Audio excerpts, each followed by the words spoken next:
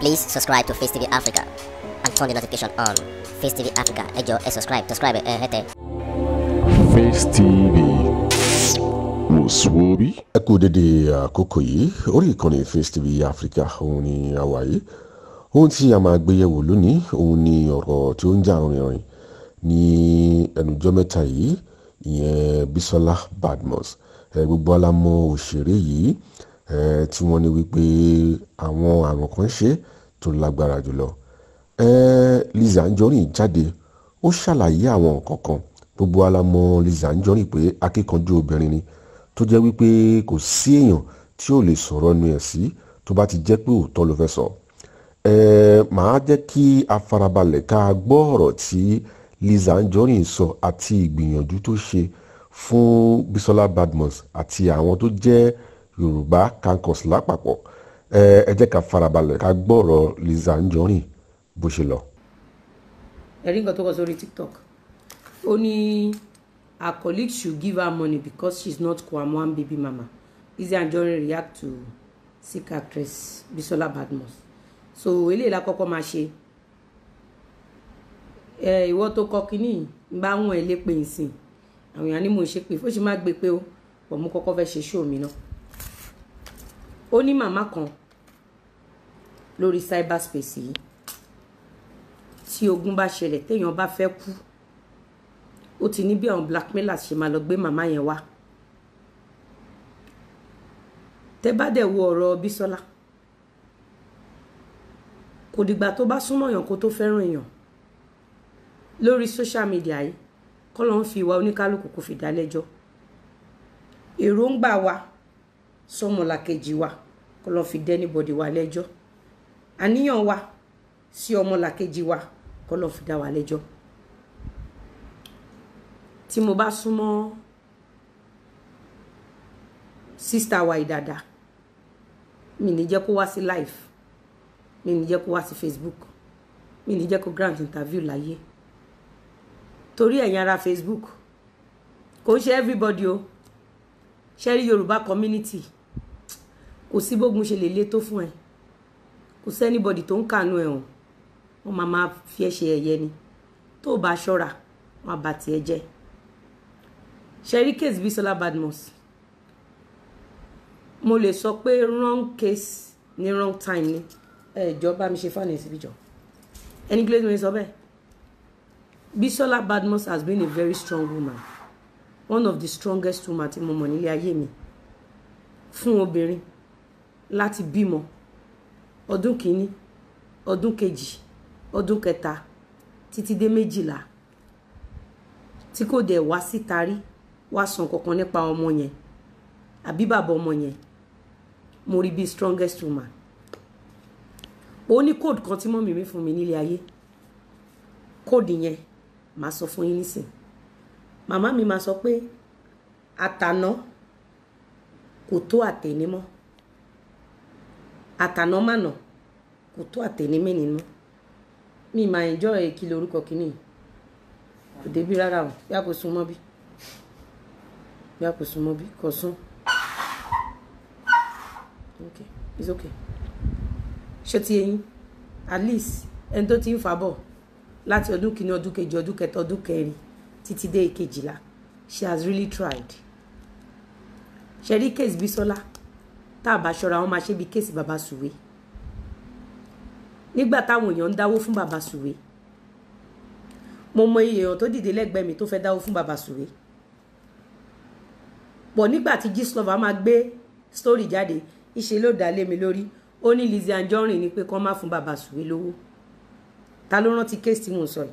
Ẹni tó bá rántí ẹ nawọ́ sókè ní comment section. Ẹ ní fọwọ́ yẹn gbọ́mọ sí. Anybody tó bá ti rántí, Mr. James, welcome on board. Anybody tó bá ti rántí ọ̀rọ̀ tí mo ń sọ yìí, I was the first person that donated to Baba Suwe and they came online just like nǹkan tó lórí burúkú yìí kọ. Wọ́n ní èmi ní pé kán má dáwó fún Baba Suwe. You know why they said so? Àwọn tó ṣaburú fún Baba Suwe tí wọn ò fẹ́ kí Baba Suwe rí àánú gbà, Majestic mi ní wáyìntì, Àjọkẹ́ 9809 mi ní wáyìntì ẹni fọwọ́ gbọ́mọ sí. Bẹ́ẹ̀ ṣe ń fi ọwọ́ confirm yẹn ẹ ní fọwọ́ gbọ́n mọ́ tẹ́ bá rántí bàbá wa Sheikh Al-Fulani ló wá gbé mi jáde after a year or close to a year láti wá debunk everybody bẹ́ẹ̀ sì ní ṣépè fọ́tà mi lára ohun tí Gistlover ṣe fún wa tá a lè gbàgbé táwa ò ṣe lè dákẹ́ mọ́ nìyẹn a lè dákẹ́ láyé nǹkan tó bá ti mú Nigerian government tí ò wá nǹkan ṣe sí ọ̀rọ̀ àwọn blackmailers yìí lórí TikTok, Instagram and Facebook ọmọ tó lọ pààyàn ní ọjọ́ Monday ọmọ tó pààyàn ní last week Monday ó ní Sunday lòun toast lady yẹn ó dẹ̀ pa ní Monday òun rí nọ́mbọ̀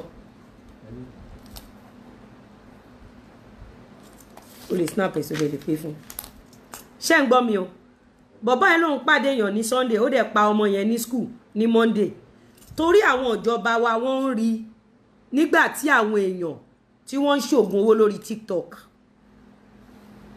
àwọn ìjọba wa ń rí bí àwọn ọmọ yẹn ṣe ń lo ọṣẹ dúdú lórí TikTok àwọn ìjọba wa ń rí bí àwọn ọmọ yẹn ṣe ń pa nǹkan ẹlẹ́jẹ̀ lórí TikTok àwọn ìjọba wa ò sọ nǹkan kan ọmọ tó pààyàn lọ́jọ́ Monday ebo ló sọ pé òun ti rí èèyàn ó ní babaláwo òun pàdé ẹ̀ lórí TikTok in as much the Nigerian government did not do anything concerning these blackmailers on TikTok, Instagram and Facebook, I, Lizzy Anjorin, I will continue to defend myself and my loved ones. Kemi Oyeyemi sọ pé your husband is a lucky man. Kí la bá dé bí your husband is a lucky man sí. Ó dá kí ló dé yín ṣe báyìí. Kí ló dé yín ṣe báyìí náà. Kí oh God. Irú wàhálà ò lélẹ̀. Now, nǹkan tí mo sọ ni wípé kí ló dé tí wọ́n ṣe dá lé mi lórí pé mo ní kí wọ́n má fún bàbá Sùwé lówó. Ẹ mọ̀ pé ọ̀rọ̀ tán sọ yẹn. Bọ́n ẹ mú kéèsì bàbá Sùwé tán sọ di wàhálà lélẹ̀.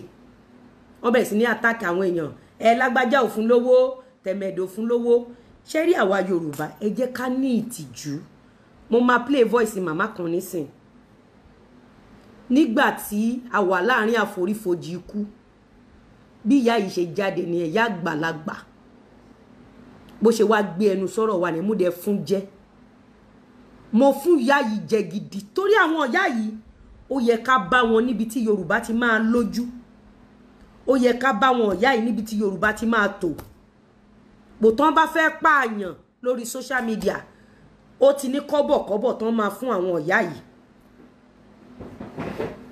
àwọn ìyá yìí náà máa ń pè ní rúsídá àwọn náà máa ń kigi bọ̀ lábẹ́ tí gbogbo ẹ fi máa jò tí náà máa fi ràn ẹjọ́ bẹ ṣe ń wò mí ẹni tó bá sanwó lẹ̀ fún mi ẹ pè mí kẹgbà receipt yín mo bẹ̀ yín ni nítorí Ọlọ́run Adépẹ̀kọ̀ Kẹ́hìndé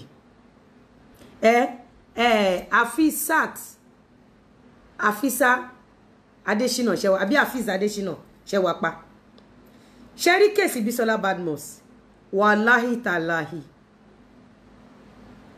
ṣe bóun ló ti ń rọ́jú bọ̀ láti jọjọ́ yìí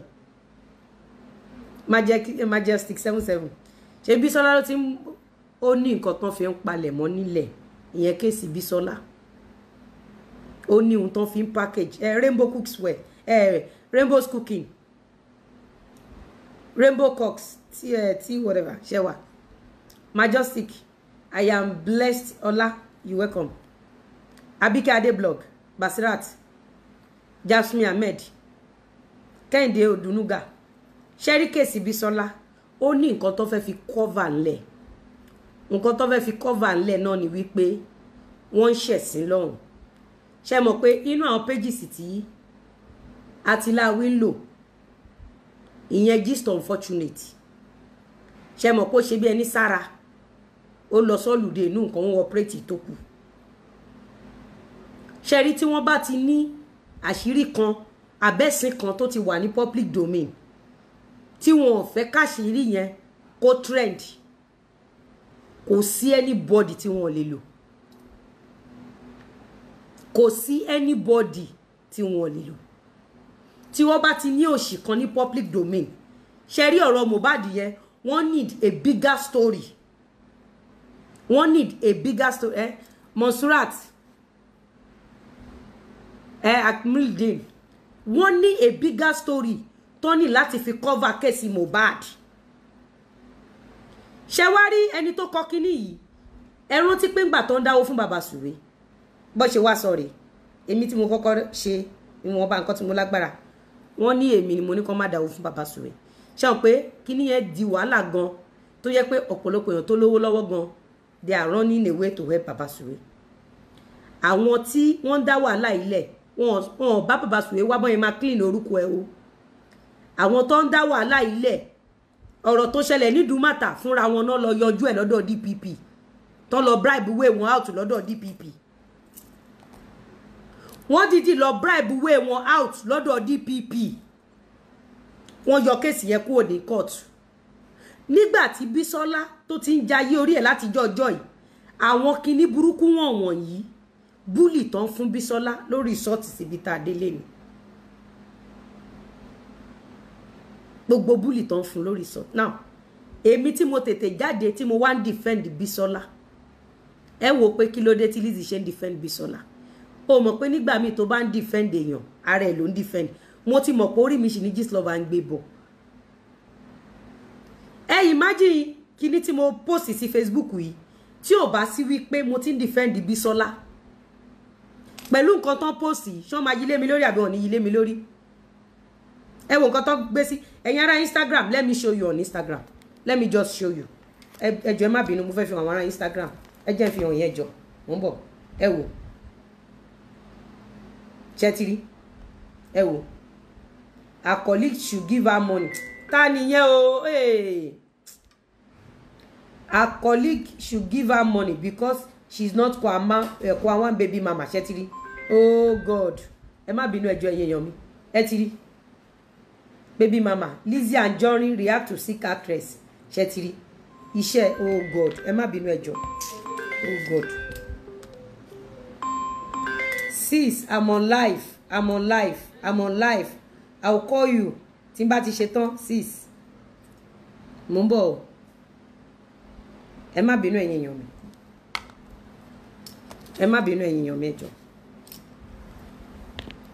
ṣẹ́tìrí tó bá jẹ́ pé mi ò tí máa defend Bísọ́lá kí lẹ rí tó máa ṣẹlẹ̀ please close this door for me you can go and close it behind I don't want my air freshener to escape go and close it behind tó bá jẹ́ pé mi ò tí máa defend Bísọ́lá ẹ bá mi bi wọ́n pé kí ló mú ọ tó sọ pé her colleague should give her money because she's not Kwawan baby mama Lizzy Anjorin react to sick actress Bísọ́lá bad ẹ ti rí ṣẹ́tìrí tó bá pé mi tí máa defend Bísọ́lá kí náà máa ṣe because ṣẹ́rí Gistlover òun ló ṣe gbogbo tí máa sọ wípé ẹ̀dá ṣáárí báyìí tẹ́lẹ̀ ni ṣé wàhálà wà ní ayé tó yìí ni ó ṣe jẹ́ ìgbà tí Gistlover àtàwọn blackmailers tí wọ́n bẹ̀rẹ̀